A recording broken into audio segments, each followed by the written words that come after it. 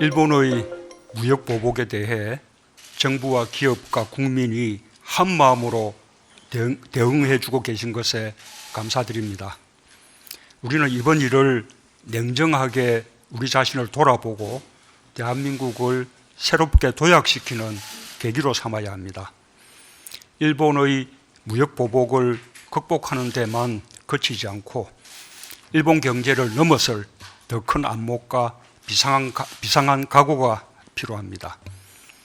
부품 소재 산업의 경쟁력을 획기적으로 높이는 것과 함께 경제 전반의 활력을 되살리는 폭넓은 경제 정책을 병행해 나가야 하겠습니다. 당장 이번 추경에 이어 내년도 예산 편성에서부터 그와 같은 정부의 정책 의지를 충분하게 반영해 주기 바랍니다. 또한 우리 경제의 가장 큰 장점인 역동성을 되살리고 더욱 키워야 합니다. 이미 우리나라는 세계 최고 수준의 정보통신 기술을 갖춘 IT 강국이며 혁신 역량에 있어서도 세계적으로 높은 평가를 받고 있습니다. 제2 벤처붐 조성으로 혁신 창업의 가속도가 붙고 있고 세계 최초로 5G 상용화를 이루어냈습니다.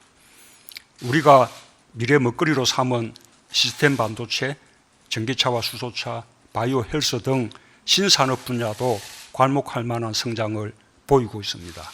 한편으로 신남방 정책과 신북방 정책을 통해 수출입을 다변화하는 등 우리의 경제 영역도 빠르게 넓어지고 있습니다.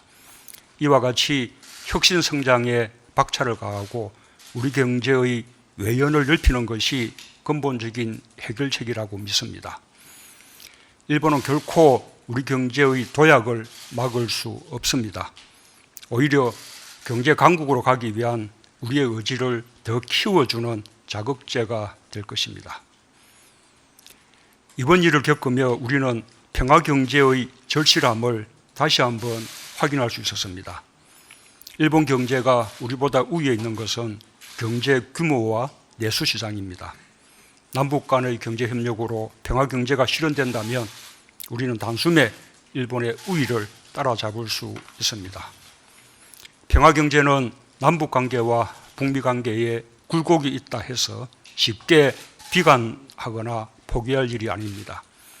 긴 세월의 대립과 불신이 있었던 만큼 끈질긴 의지를 가지고 서로 신뢰를 회복해 나가야 가능한 일입니다.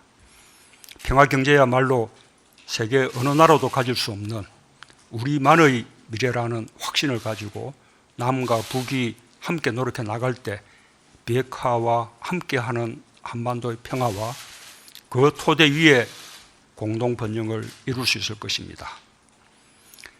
일본 정부는 그간 아픈 과거를 딛고 호혜협력적 한일관계를 발전시켜 온 양 국민에게 큰 상처를 주고 있습니다.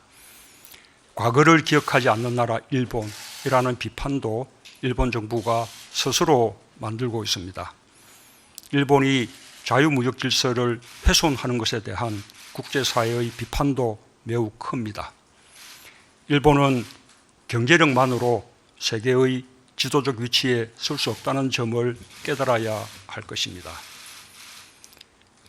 우리는 경제 강국으로 가기 위한 다짐을 새롭게 하면서도 민주 인권의 가치를 가장 소중히 여기며 자유롭고 공정한 경제, 평화와 협력의 질서를 일관되게 추구할 것입니다.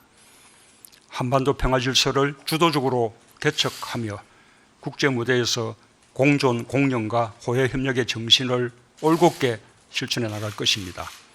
국제사회의 책임 있는 일원으로서 인류 보편의 가치와 국제 규범을 지켜나갈 것입니다. 대한민국은 도덕적 우위를 바탕으로 성숙한 민주주의 위에 평화국가와 문화강국의 위상을 더 높이고 경제강국으로서 새로운 미래를 열어나갈 것입니다. 우리 정부는 담대한 목표와 역사적 소명의식을 가지고 임하겠습니다. 국민들께서도 자부심과 자신감을 갖고 승리하는 대한민국의 미래를 여는데 함께해 주시기 바랍니다.